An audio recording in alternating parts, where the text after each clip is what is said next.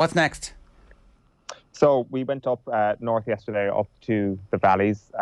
Joe Malloy revealed himself last night as a viewer of the Valleys on MTV, which was probably one of the worst admissions on Off the Ball, and that really is saying something. So in tribute to that, I went up that general direction to find out a little bit about their sporting inclinations, because this is, of course, rugby country. Have a look. Okay, we have travelled north from Cardiff up to the Valleys to Nelson, and of course we are in Wales, so we are about to bring you deep into the heart of their national sport, handball. Can I call you one of Nelson's finest handball players? At the moment, yeah, I'm the only surviving player, I think. When I first found out about handball, I started in Pengham Grammar School. There was a smaller fives court there. And as I got a little bit older, I realised there was one in the village, and kind of we'd come here and we'd play, evenings, weekends, things like this.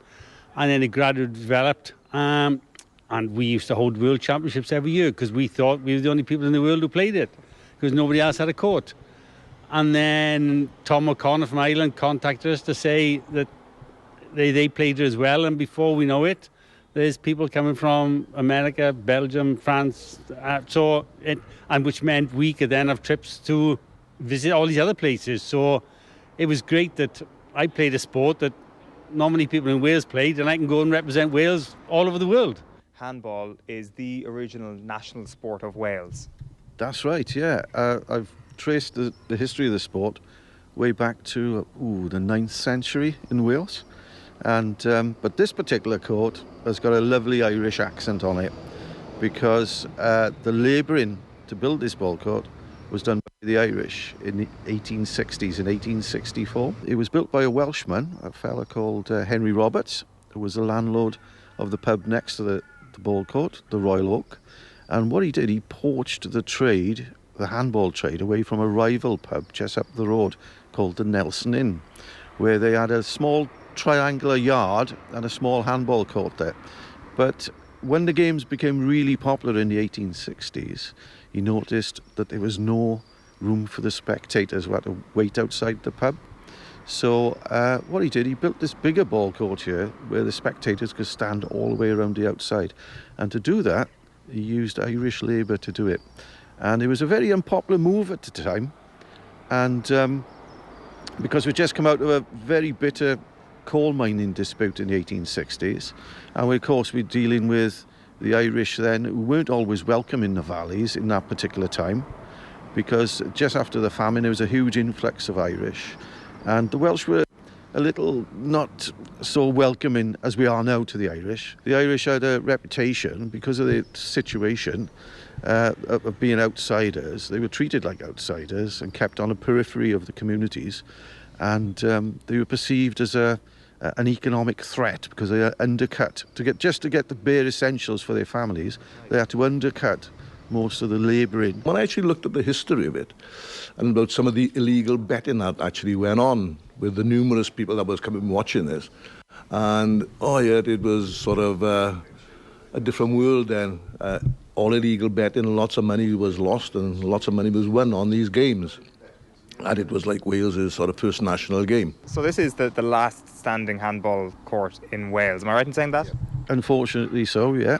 There was a lovely example of a handball court in Swansea, in a place called Jersey Marine, which was quite ornate actually, and it was built the same year as this one, 1864. But sadly, it was demolished despite having a preservation order on it. Someone drove a bulldozer through it and built an hotel on top of it. So this now is the last one. It's very much a social game. The thing is, the advantage of handball is it's outdoors. So when the weather's good, then it's healthy. And the other advantage is there's a pub on the left-hand side of it, and there's a pub on the right-hand side of it. Talk us through, is there any difference between the game that's played in Wales and the game of handball that's played in Ireland? It's very similar. The thing is, the game in Ireland, it sort of progressed and evolved into a game that was played indoors with 4 walls, whereas this has still retained the old 3-wall aspect of it. But now there's a move with the ball associations to get a 1-wall game, which will reunite all the handball games throughout the world. It's the appeal of team sports really which led to the decline of handball in Wales, because obviously you can get 15 players in a team on the field, whereas with handball it's an individual sport, or you've got doubles, so that's where there's more participation in these team sports. So that led to a decline of handball in Wales, and it was perceived as well as an ancient sport and an old sport.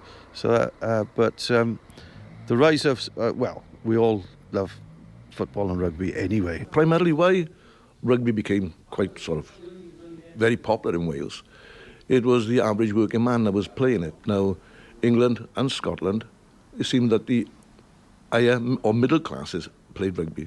Really speaking, it was more a working man's game then in Wales. And this is where then it was maybe like a class war to some extent. The working man against the boss then, or, do you know what I mean? So is there a real sense of kind of like Welsh nationalism once the rugby starts up that doesn't exist other times of the year? Oh yeah, there's lots of pride, lots of passion, but actually for independence, I don't think the majority of people in Wales would actually want the union to split up. It would be a nightmare financially. And if you look at it, is that when you think of this was the melting pot of humanity, with all the Industrial Revolution, the mines and everywhere else, where people came from all over Britain to work here. And I don't think anybody can actually say they're pure Welsh. That you take myself, my grandmother was Scottish, her mother was Irish, which is that my grandfather was Welsh, one from North Wales, one from South Wales. So it's like the big melting pot, so that nobody is sort of, we've all got English ancestors or Scottish or Irish, and it's in the mix, you know. So I don't think anybody wants to say, oh, we want to be completely separate from you lot. There's a lot of rugby clubs. Every village seems to have a rugby club, and they're all still going. So, and the rugby club is very much the heart of the community, really. It's, they'll have first team, second team, youth, mini rugby from under 6 up to youth as well. And so a lot revolves around the rugby club. Everyone knows each other up here, everyone likes each other. If everyone's up here having a drink, it's always full, it's always a good atmosphere, and everyone loves it. So when I first started with the girls, I was 13 playing for the under-18s. But since we've got under-12s, under-14s, under-16s, under-18s, and then a women's team, and every team is full. So the development is amazing. Like when I was younger, I was always like the only girl ever playing. And to look out now when you've got even girls playing with the boys still, they've got a pathway to come on to us. So it's just really nice to see that how much has developed over the years. Especially with the Wales women and the new, because they've just brought in professional contracts. I think it's just give everyone that bit of motivation to go have a go, just give it a go. It's so social, and even if you're not that confident, there's always someone you can go to and ask, because so many people playing now that there's opportunities everywhere. That's all a bit wild on, isn't it? Did you know about the Welsh handball tradition before you tripped to Wales this week? No, I didn't really. They've got a couple of traditional games or original Welsh games, and handball. I'm not going to try and pronounce the Welsh name of it. Is one of them. It was one of the three. So when that kind of came up on a bit of research, I was like, well, is this the same as the Irish one, or is it more the European style?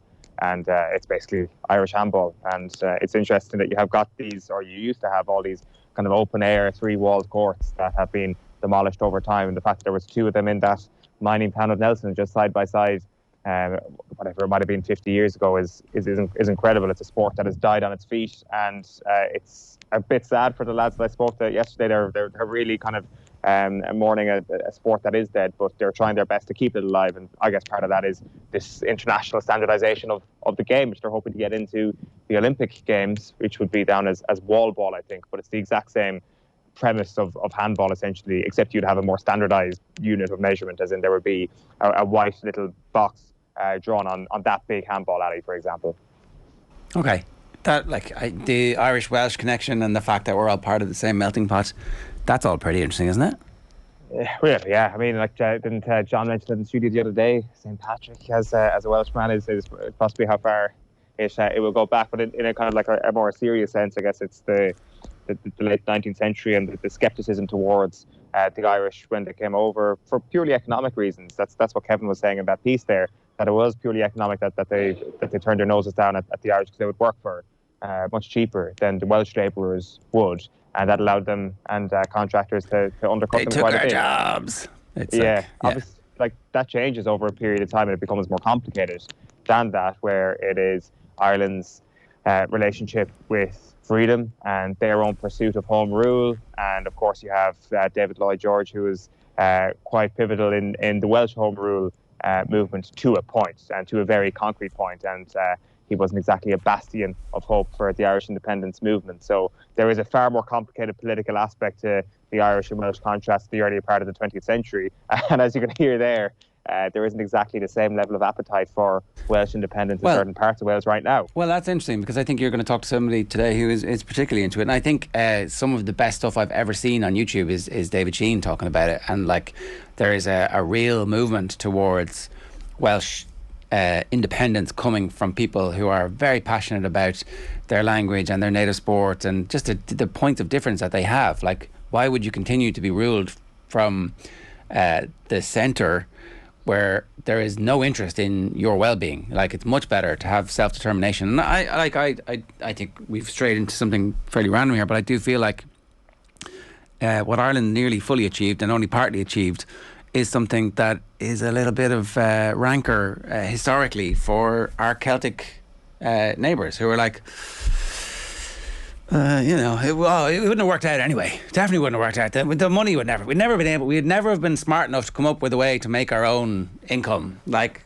it's great that we have this protector right beside us. No, I ain't buying it. And that's why these rugby matches matter so much, I think.